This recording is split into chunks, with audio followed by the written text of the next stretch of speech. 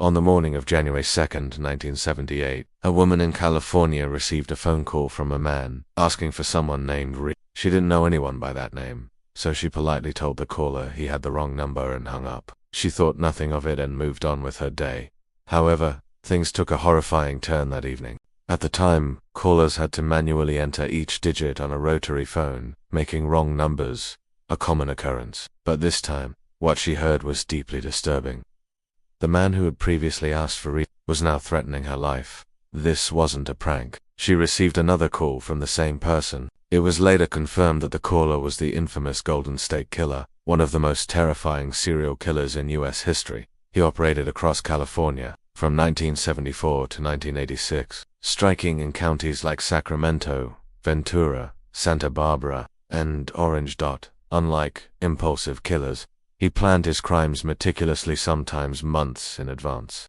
He would stalk victims, learn their routines, break into their homes beforehand to unlock windows, unload guns, and plant tools for his future attacks. A distant relative had submitted DNA to a service like 23andDM, which helped narrow down a family tree. He often called victims beforehand, psychologically tormenting them. Once inside the home, he would tie up the victims and sometimes even cook meals in their kitchens. By 1986, he had committed over 120 burglaries and was linked to more than 64 assaults and 13 murders, 3 of which involved children. They considered calling the police but had no cell signal or room phones. Later, they visited the sheriff's office for answers but were met with hostility. Despite leaving behind fingerprints, footprints, masks, and personal items, he remained unidentified for over 40 years. It wasn't until the late 2010s that investigators made a breakthrough using genetic genealogy. On April 24, 2018, Joseph James Dunn, a 73-year-old Vietnam veteran and former police officer,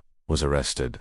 In 2020, he pleaded guilty to multiple charges and received 13 consecutive life sentences without parole. December 1, 2017, Reddit user Dragon17 posted a mysterious audio recording of horrifying screams he heard while vacationing in West Yellowstone. Others questioned the police's scripted response. He explained that he and his family stayed at a small, cheap motel, and at around 4:45 a.m. they were awoken by loud, chilling screams seemingly from a woman just outside. The noise lasted only a few minutes at a time, but was heard across the city day and night. Theories ranged from a gas leak to malfunctioning HVAC systems, but none were confirmed. Interestingly, the sound vanished shortly after police issued a public warning to pranksters. No one was ever caught, and the mystery remains unsolved. His mother had been hearing it for over 30 minutes. Suddenly, a police officer appeared, questioned them, heard the scream himself, and drove off.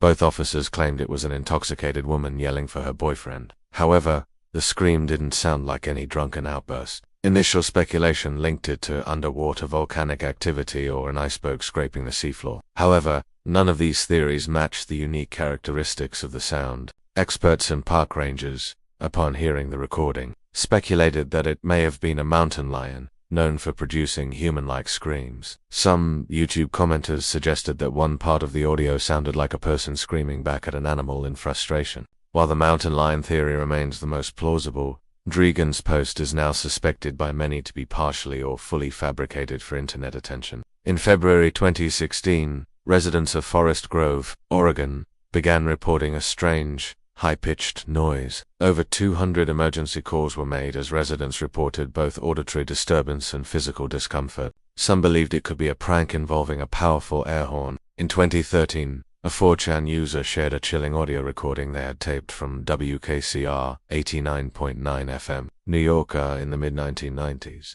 The recording begins normally with a Billy Joel song, followed by a classical violin piece, before abruptly turning into a terrifying soundscape. High-pitched screams, deep breathing, and a whispered voice reading a list of names and dates repeatedly. The names were verified to belong to deceased individuals, including Frank Oppenheimer and a victim from the Pan Am Flight 103 bombing. The OP later, posting under the name Raven, admitted to dramatizing the story for Reddit's No Sleep subreddit, but insisted the recording was real. WKCR officials believe the broadcast was likely just an avant-garde college student's late-night experiment. On March 1, 1999, NOAA recorded a loud underwater sound, nicknamed Julia, which lasted for 2 minutes and 43 seconds. detected across the entire equatorial Pacific Ocean, Julia remains unexplained. One fringe theory suggests it may originate from a large, undiscovered sea creature, a notion that remains unlikely, yet terrifying, given the vast unexplored regions of our oceans.